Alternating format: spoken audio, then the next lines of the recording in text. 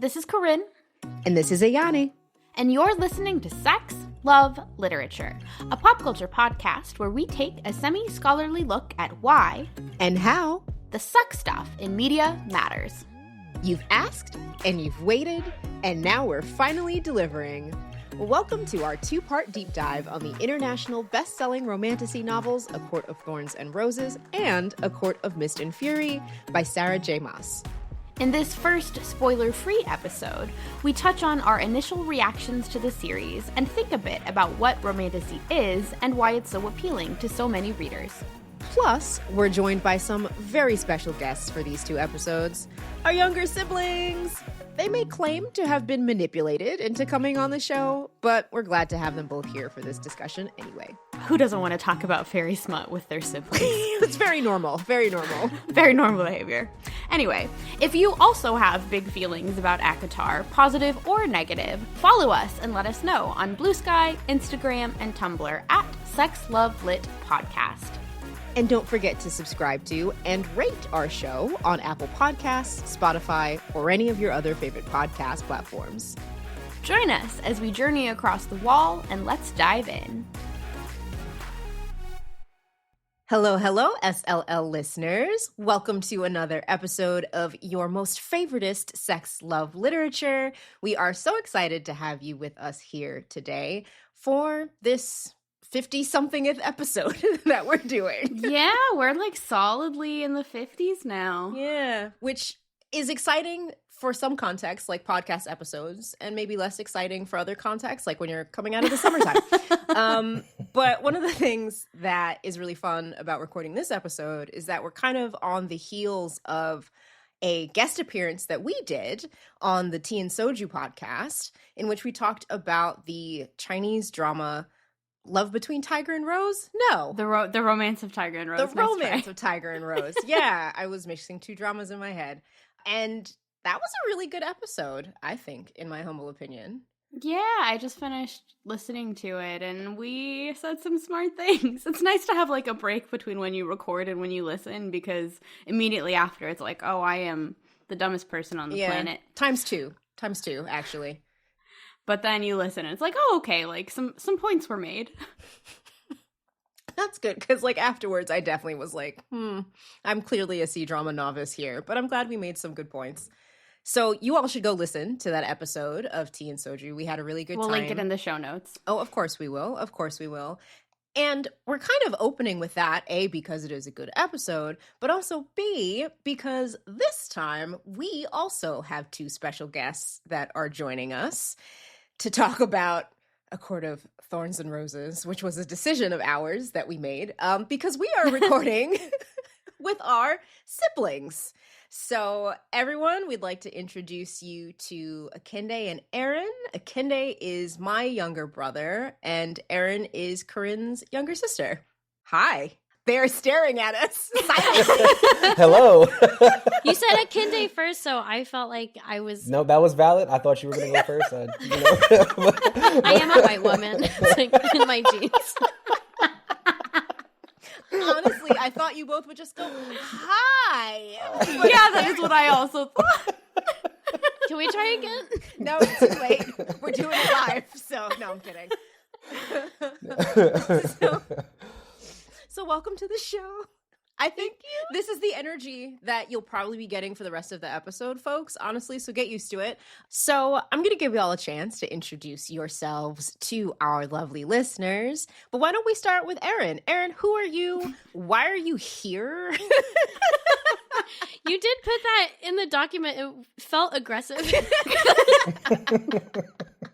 Well, okay, we'll ask the other question then. Why have you joined us to talk about fairy smut?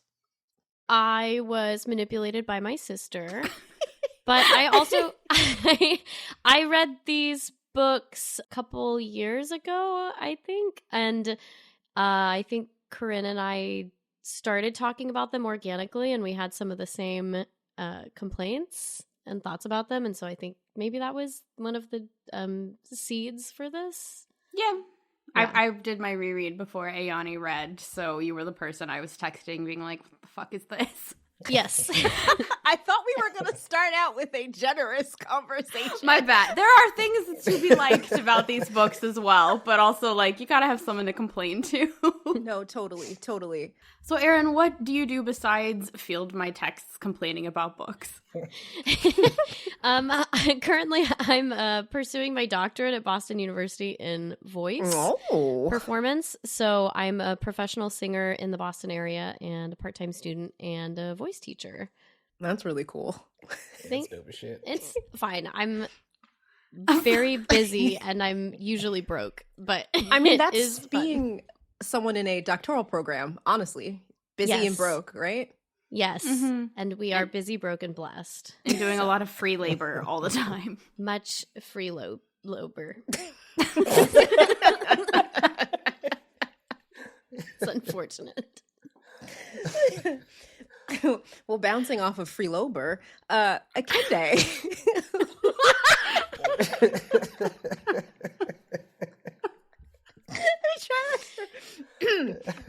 Akinde, who are you? Why are you here? Why are you joining us to talk about fairy smut? Yes, well, much like Erin, I was also manipulated by my sister. Unlike Erin, I have not actually read the books, so this is going to be exciting. I read half of the first one. I was going to say, and give my yourself some sister- context. I read 25% of what was required here. Okay, all right, Um, yes. Half of one is 25 of two. That's true.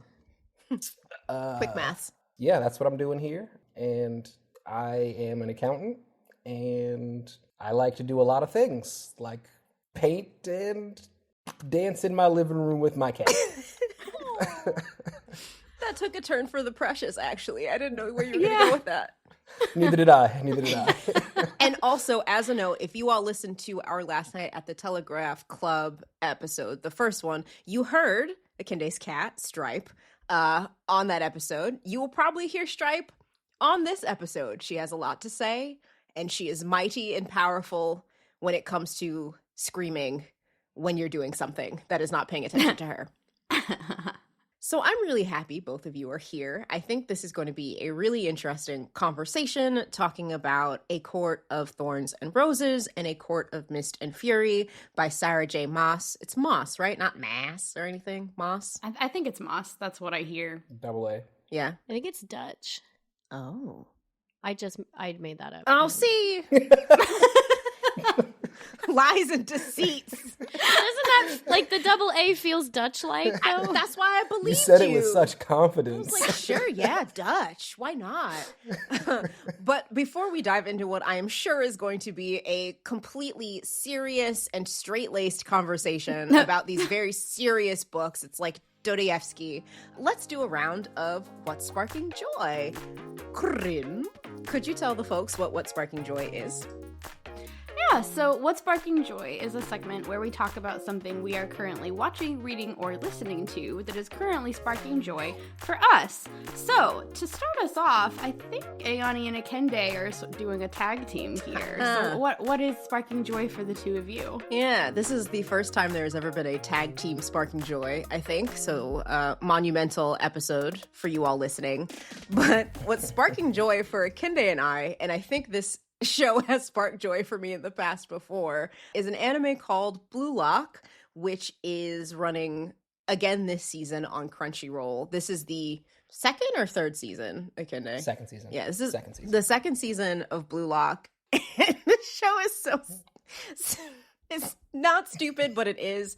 The super quick premise is that it is a shonen sports anime where 100 boys were selected from across Japan to train to be the best striker, the best soccer striker in the world. And it's really gamified and intense. And like, if you lose a game really badly or are knocked out or whatever, you leave the Blue Lock and your soccer career is ended forever. Like, that's the premise. And everyone has their like special soccer abilities. It's silly.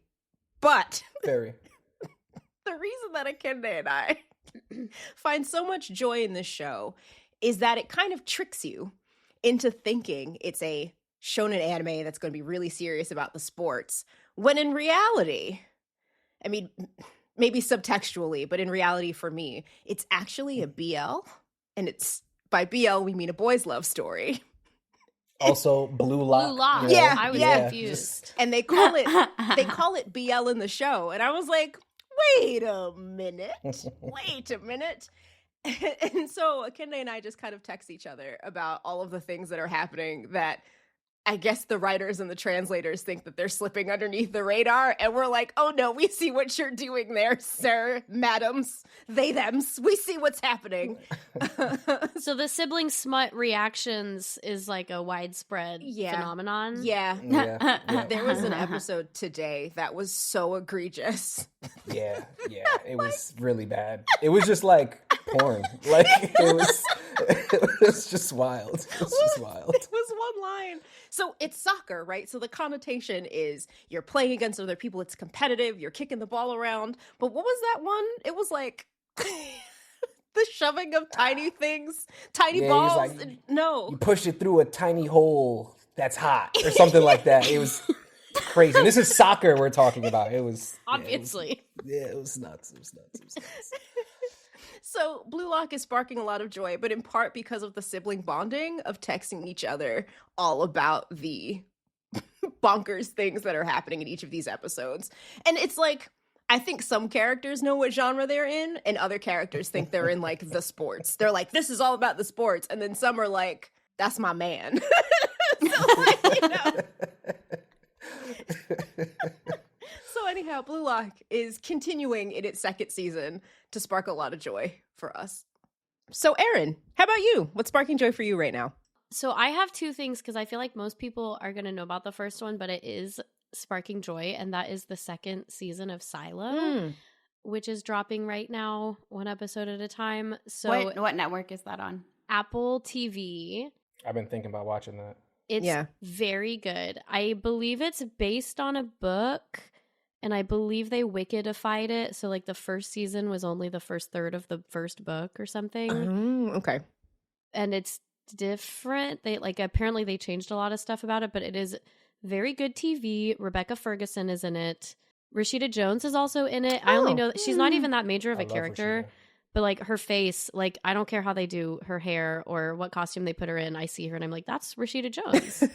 So she stands out. Right. But yeah, it's very good TV. It's about 10,000 people who live underground after some sort of like apocalyptic event in their society and authoritarianism and secrets and stuff. It's cool.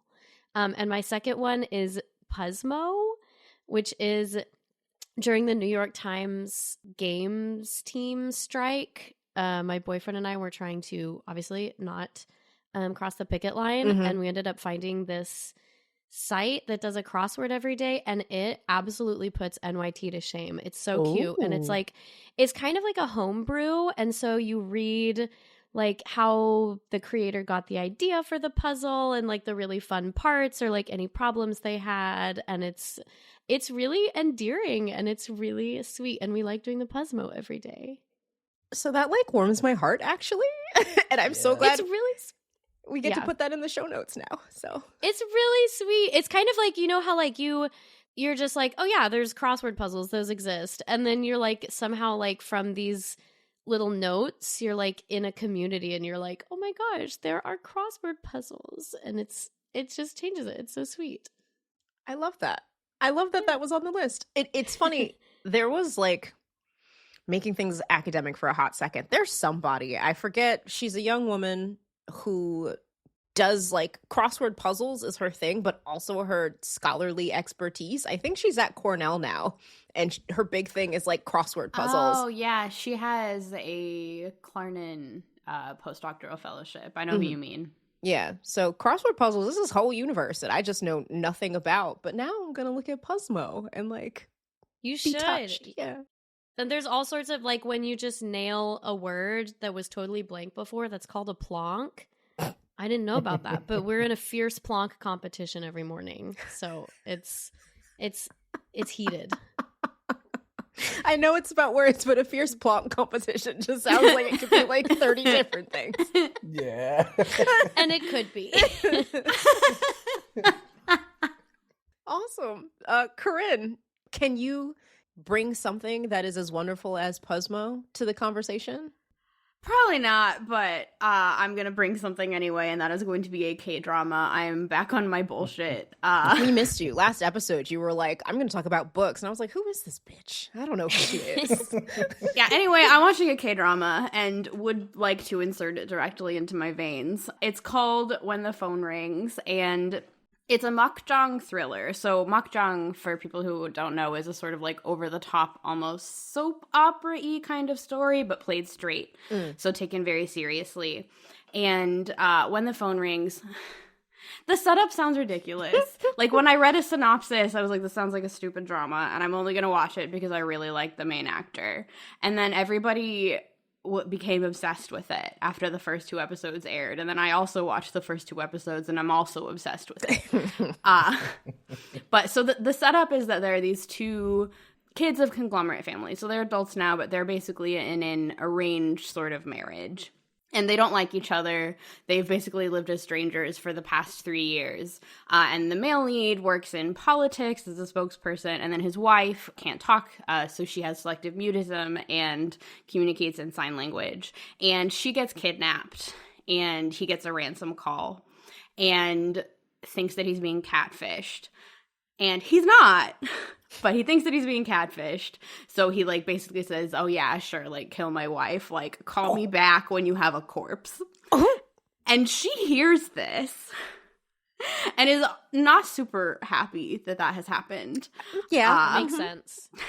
So she does, like, survive the kidnapping situation. This happens in, like, the first 25 minutes of the first episode. So this is not really a spoiler.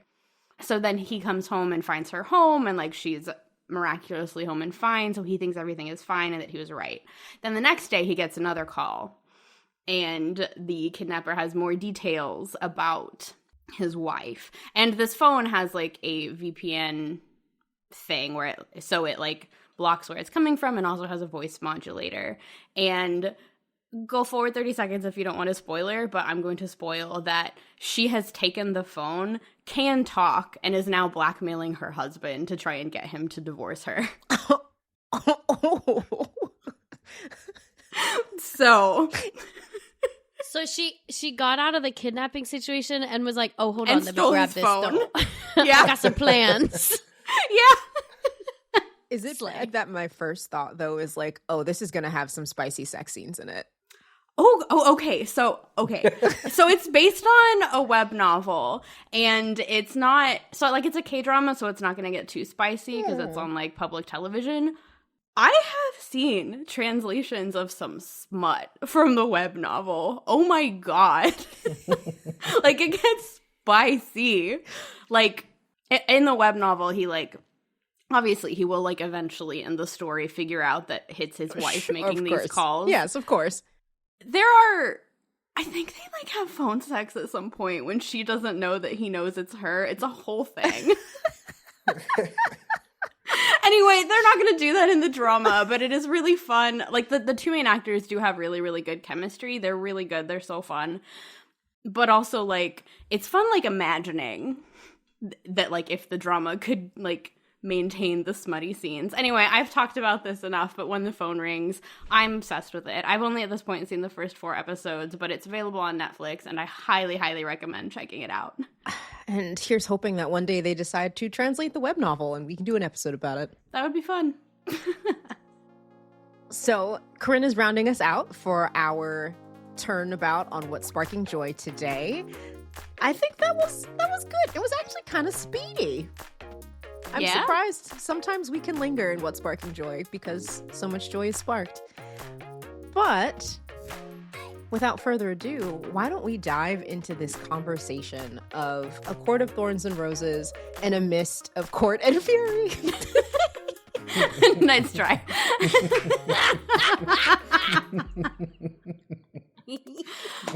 Okay, so readers of the books have asked us to do an episode on these books for a long time, but we decided, and for those of you who have read the books, you will, I think, understand why we could not just do an episode on A Court of Thorns and Roses and not also talk about A Court of Mist and Fury.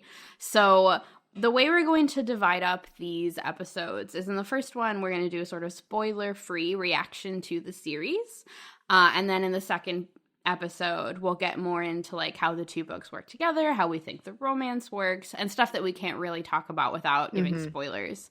If you do care about spoilers, you can keep listening. We'll try and keep things a little more general at first. And then in the next episode, we'll get into more detail. And if you don't care about spoilers and haven't read them, carry on. But if you do feel the need to read these books that have been out for a number of years but haven't yet, then read and then come back. So I guess to start off, we'll just give a quick summary of A Court of Thorns and Roses. We'll save the summary of Mist and Fury, which I think I'll just call them that from now on, Thorns and Roses and Mist and Fury. We'll save Mist and Fury for the start of the spoiler-filled episode because, as Corinne said, these two work together. But to kind of get us going here, this is a summary from Goodreads. When 19-year-old huntress Feyre kills a wolf in the woods, a terrifying creature arrives to demand retribution. Dragged to a treacherous magical land she knows only about from legends, Feyre discovers that her captor is not truly a beast, but one of the lethal, immortal fairies who once ruled her world. At least, he's not a beast all the time. Wow, Goodreads. Okay. As she adapts to her new home, her feelings for the fairy Tamlin transform from icy hostility into a fiery passion that burns through every lie she's been told about the beautiful, dangerous world of the Fae. But something is not right in the fairylands. An ancient, wicked shadow is growing, and Feyre must find a way to stop it or doom Tamlin and his world forever. Cool. Dun, dun, dun. Yeah, exactly. I love that both siblings just did that. I come from a dun-dun household. Oh, okay. So, do we want to do a little bit of character introduction here, just for our spoiler-free? Yeah, I'll go ahead and quickly introduce the 4-ish main characters of the first book, and then as other ensemble characters come up, we will introduce them and give a little bit of context. So, as the summary noted, Feyre is our female lead, our female main character. She is a human, and she hunts, I guess. I don't know. That's her main character trait. And paint. Yeah, oh, and she paints. That is, I guess, her other character trait. And then Tamlin is the... Are they princes or kings of the courts that Lords. they have? Lords. Whatever. He's in charge of the summer court. There are courts of different seasons. And times of day. Yeah. And then Lucien is Tamlin's right-hand man, and he is from the autumn court. And he's sort of an exile. And then Rhysand pops up about halfway through the first book, and he is the lord of the Court of Nightmares. AKA the Night Court. That was like the racist way to put it, but that's fine, Corinne. We don't know it's racist at this point, okay? Anyway, those are the kind of 4 main characters that probably will come up. All right, then. What do we think of these books? Why did we read them? What is everybody's relationship to Sarah J Maas's Court series? So I can start, and then we can kind of pass the baton around. I really only read these books because our listeners wanted us to talk about them. And I was like, sure, why not? I'll give it a go. So, having read the 2, I can see what about them are attractive to people. I think there is definitely there's an escapist fantasy here of getting to go to some magical world and getting to have relations with handsome magical men, and I think that's something that can be super duper appealing. As you all know, I am a person who studies monsters, and a subset of that is studying pornography having to do with monsters. So I think I was expecting something a little different than what I actually got.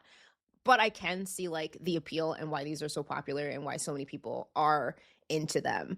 I think that some characters grate on my nerves more than others do, and I'm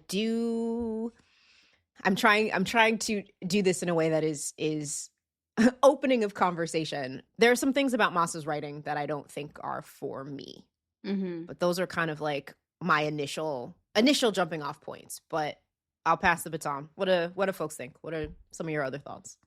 I don't entirely remember why I started the series, it does feel like almost like it's kind of in the zeitgeist, culturally speaking. Mm-hmm. Mm-hmm. It almost feels to me like how Dungeons and Dragons can be your gateway into tabletop gaming. Yeah. Mm-hmm.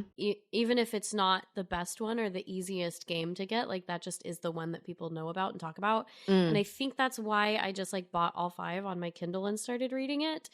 And I will say that as I think the fairy world, Sarah J Maas does a really good job of giving it the allure of like a period romance or some of the exoticism of that, but because it's fairies, she's able to like one of the things that she does very well is like fairy men love asking for consent.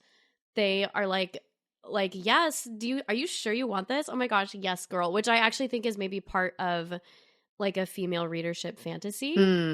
That they don't have to worry about that, and that is like super explicitly taken care of. So there's just some like very neat, like that's just like how things are in this world, like that I think she does a pretty good job of like appealing to her target audience. And I will also say that I don't think parts of the writing are incredibly well done, but I thought it was miles above. I in my brain, I put this in a very similar group as Fourth Wing. Oh, I hated Fourth Wing. I couldn't take it seriously.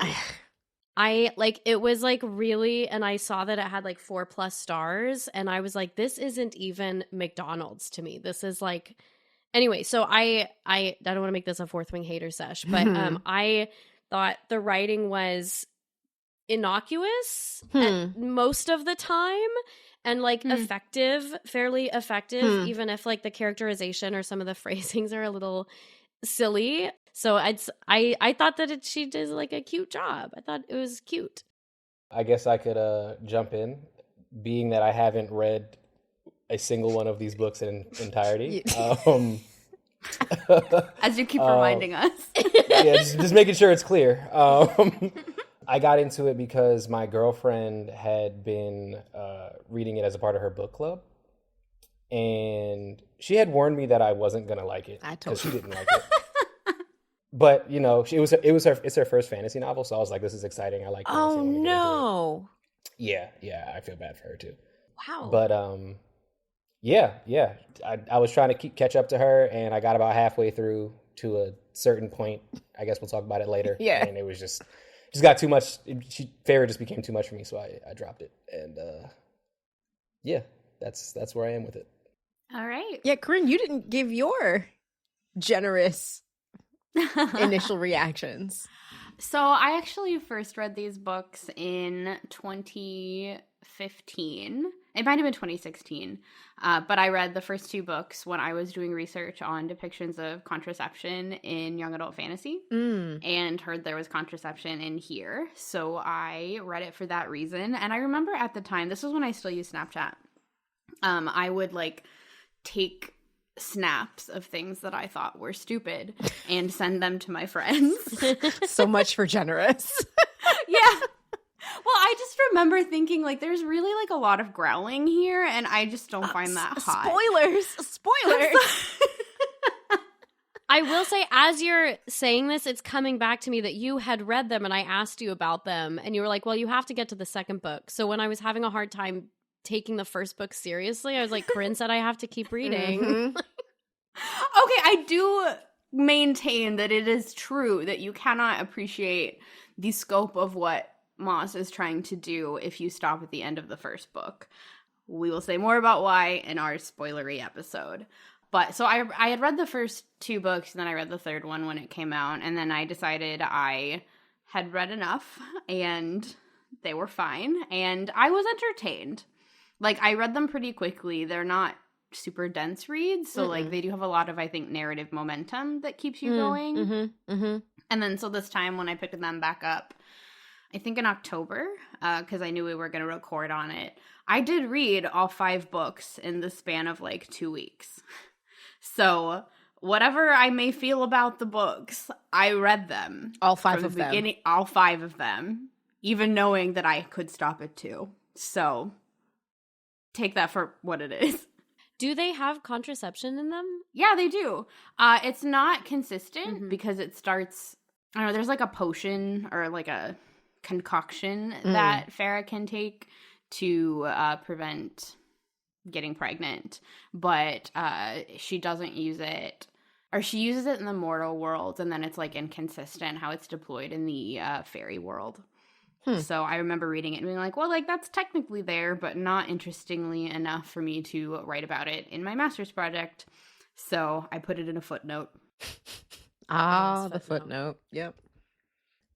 So question, you have Romantasy ?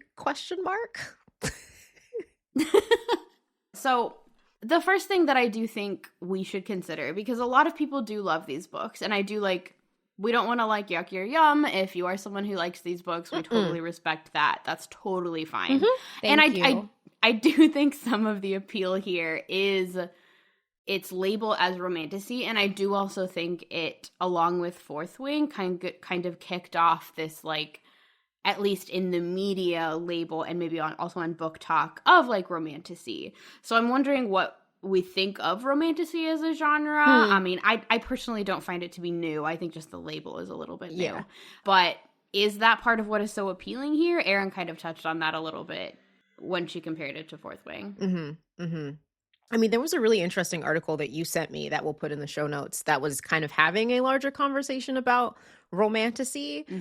But what that article was doing, and I wish I had the name off the top of my head, but it was kind of actually doing a little bit of, maybe reclamation is not the right word, but really looking back at like fantasy from the 80s that was largely written by women, that they had to downplay in their marketing of these books the romance elements of them, because at the time, you know, fantasy was for men and women don't read books and things like that. So Romantasy, quote unquote, has been around for a long time. Like, I do not remember the name of this book for the life of me, but the first spicy romance novel I ever read, and was too young to be reading it, but I was like, it's fantasy, right? And they was fucking in that book. So like the first spicy romance I ever read was pretty much a swords and sorcery romantasy with dragons and knights and all this kind of stuff. So yeah, I think it's, I mean, perfectly legitimate is a silly way to put it, but I think it's a thing that's been around for like a long time, and it makes a lot of sense for there to be romance stories that take place in fantasy universes, right?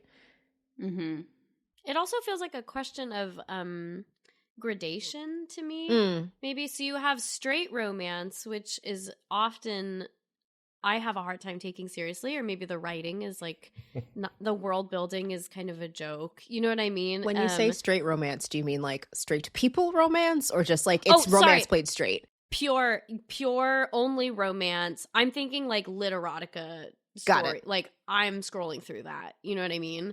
But I think Romantasy is this like sweet spot of combination of the world building is interesting. There are actually characters that you will care about with narrative momentum, and there will be some like fun, spicy moments that like scratches that itch, and it's like a combo so that it's not terrible writing that you have to endure, or it's just like romance just fantasy, and you're like, well, I guess I'll go read like a fanfic of this, or, you know what I mean? It's kind of like the best of both worlds to me.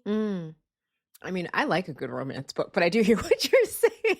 Yeah, well, romance as a genre, as defined by the Romance Writers of America, who have since imploded, but for like a lot of reasons, yeah. We won't go there, but their definition of romance as a genre suggests that it has to have a happily ever after, which changes the stakes of what you're reading. Yeah. You both just pulled a face of surprise at that, Erin and Akinne. I didn't know that was a thing. I don't understand why a romance novel has to have a happily ever after. I've gotten in fights with Andrew, Ayanni's spouse, about this before, and I won. I was right. I didn't even know there was a Romance Writers of America. This is a guild? It was. There are threads on the internet about them. Yeah, we could. And they themselves did not experience a happily ever after. Damn. Drop And the ironic. mic. Episode done. Nothing else needs to be said. They forgot to include themselves in the rule, I guess. But so that is, I think, maybe part of why when you're reading romance, and I will say, like, romance can be well written or badly written, as with all genres, there's a range. But just the stakes are different when you go into something knowing the ending will be happy. Whereas, like, I, as a known lover of Chinese dramas, love a tragedy. So I also like it when my fantasy turns tragic. So, like, Romantasy, I think, maybe doesn't always hit the spot for me because I would like people to die. So, wow, that is a unique need. Thank you. That does. I don't think I didn't know about the Romance Writers of America, and I didn't know about that rule. But yeah, it's hard for me to get into the stakes of romance because, like, you already know what has to happen, what is required to occur. You know? Yeah, I think it's one of those where it's like, the journey is more important than the destination, right? If we know we're moving towards a happy ending, but it's about how do I get there? And I guess the appeal of Romantasy is that sometimes the how I'm getting there involves, like, I gotta fight this dragon, and maybe the dragon turns into the man, and maybe that's you know, so like it's a scenic route, right? That's a good way to put it. It's a scenic route through, like, you know, Middle Earth, but also we know there's a happily ever after at the end. Mm-hmm. Yeah. It's interesting because I think the article you sent, Corinne, that, of course, I don't have thoughts of my own, just this article apparently. But one of the things that they were talking about is with Romantasy, because you are threading this needle, you might disappoint some fantasy fans who are not always expecting a happily ever after, right? That's where I am. Right, exactly. And it's kind of like, how wide of a threshold is it, right? Do you want to be careful of just labeling any fantasy story that has a romance in it as a romantasy, right? Even if that romance is at the core, if a happily ever after isn't, like, promised at the end. So that's like a bigger kind of existential question that we don't have to unpack right now, but well, and I do also apparently no thoughts except article right now, but I didn't even finish reading it. I should do that. But it was good. It is also, I think, the expectations of Romantasy are very gendered in that it seems like the expected audience is women, in the same way that, like, historically women who write fantasy have been kind of shoved into the YA category. Yeah, so we think here of, like, Tamara Pierce, Robin McKinley, Diana Wynne Jones. Diana Wynne Jones is kind of in her own category. Oh, okay. Well, she writes for children. She doesn't really do YA, so she's like, well, I mean, you should edit all this out. I'm sorry. I tried to. No. I think Diana Wynne Jones is relevant, but she, I think, is doing something a little different. She is doing more sort of like English countryside fantasy a lot of the time, even when she's doing something a little bit more adult, like Fire and Hemlock. Whereas Tamora Pierce, Robin McKinley, whoever are doing the more, like, medieval fantasy with the sort of, like, gods or maybe with fairies that Sarah J Maas and a lot of our contemporary fantasy writers, Christian Kishore, whoever, are building on. So, like, Maas here, and I think it's interesting if we look at the span of the series, which I have read, the first 3 books are more like, I think, tip more into fantasy, and the most recent one tips much more into romance and smut. You mean the Pornhub fucking? Yeah, that one. I'm sorry, I didn't hear your question again. I'm curious about this Pornhub fucking. How does that relate to the series at all? That's a spoiler, actually. Okay. This is the spoiler-free episode. It's not a spoiler-free. It's Romantasy. We know there's a happily ever after. That doesn't equal Pornhub fucking. That's, you know. So, but basically, like, I think Maas's writing gets a lot more explicit in the most recent book as compared to the first 2. Earlier and more often. Yeah. I don't know if she has that many bills to pay. She's very successful. What was your question, Akinde? We never answered it. I was just wondering if the series was over or not. I don't think so. Nah, she's gonna keep milking that cow. Oh, like for ad infinitum?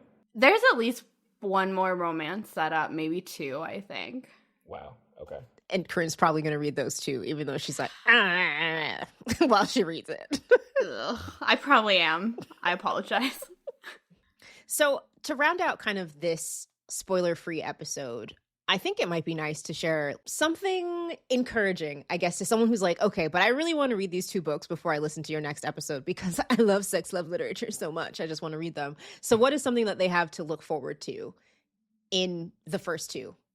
And I guess since I'm asking the question, I can go first. I did appreciate the journey, right? We're talking about like the destination and the journey.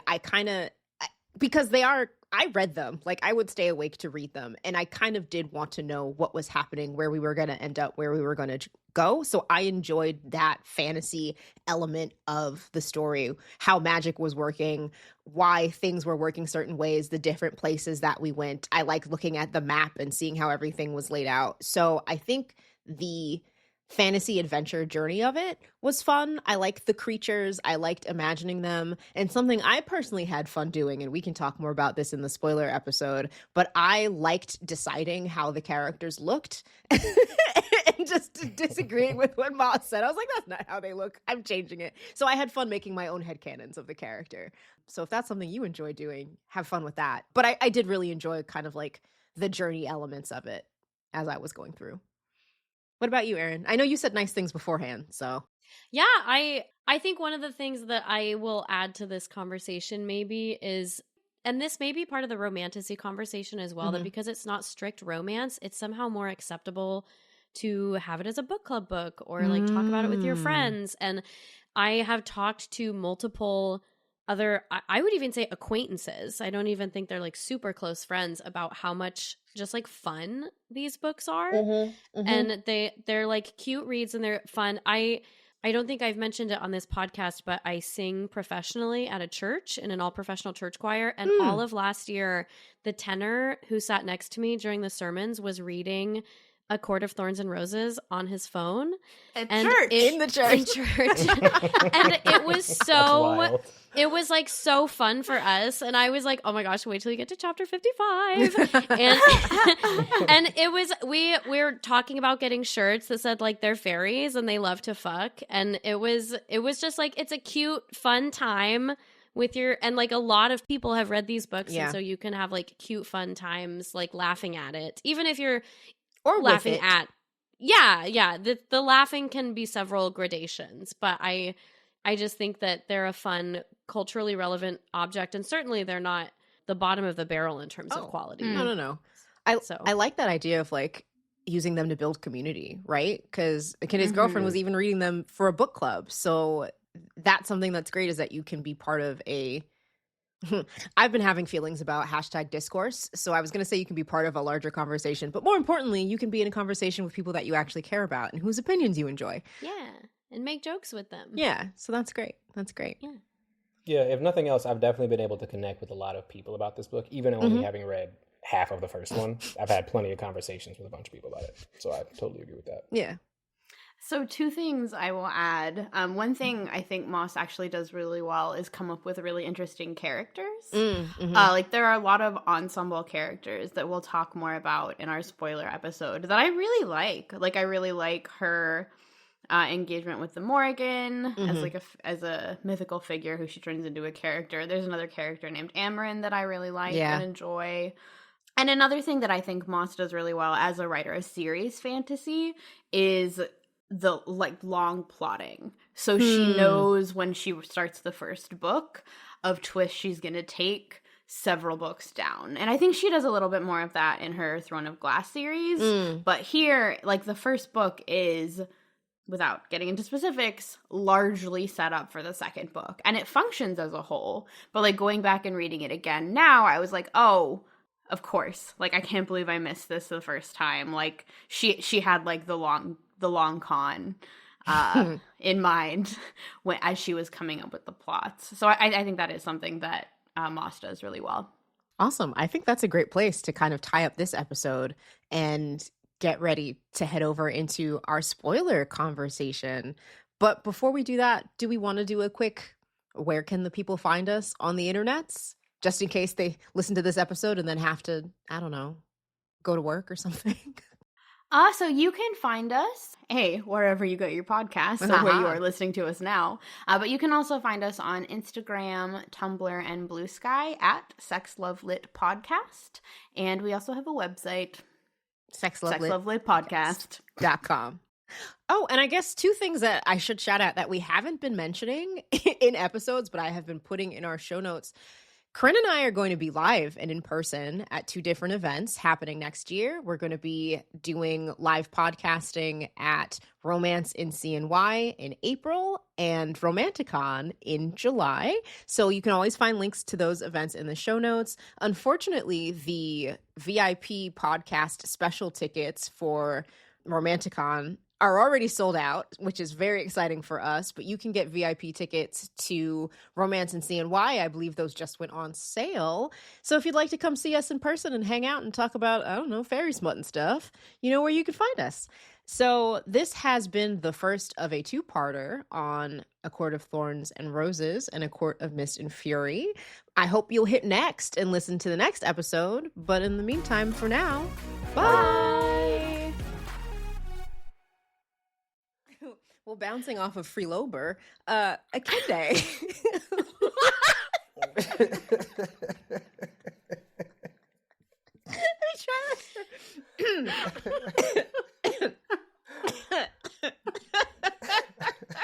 This is going well.